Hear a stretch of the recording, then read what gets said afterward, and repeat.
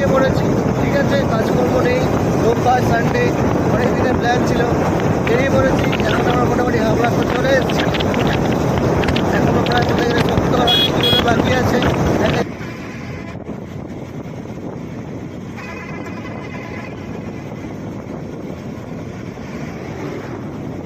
মোটামুটি আমরা পৌঁছে গেছি।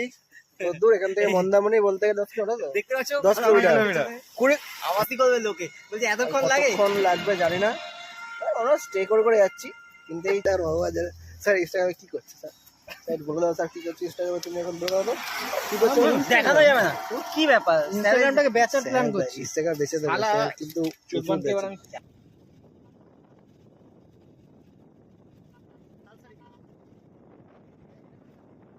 করেছে। আর যারা রিসেন্টলি আসলে তারা অবশ্যই আসুন, রাস্তাঘাটটা খুব সুন্দর।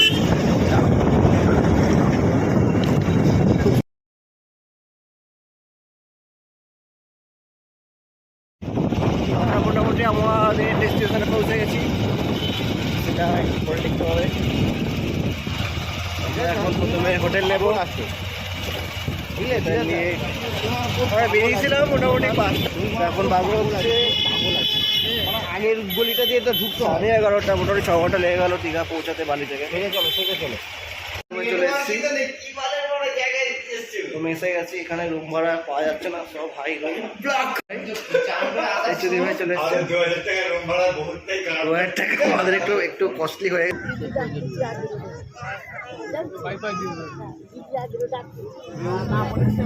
না আসলে বোঝা যাবে না দীঘা যত সুন্দর মন্দির হবে, জানতে না আসলে জানা যাবে না।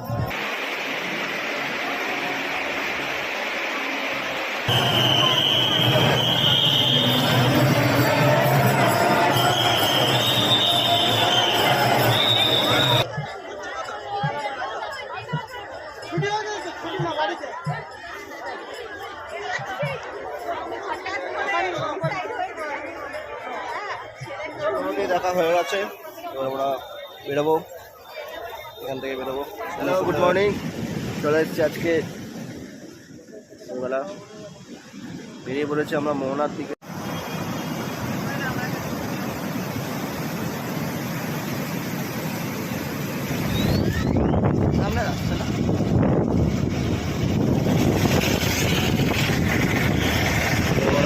ফেরার পথে শেষ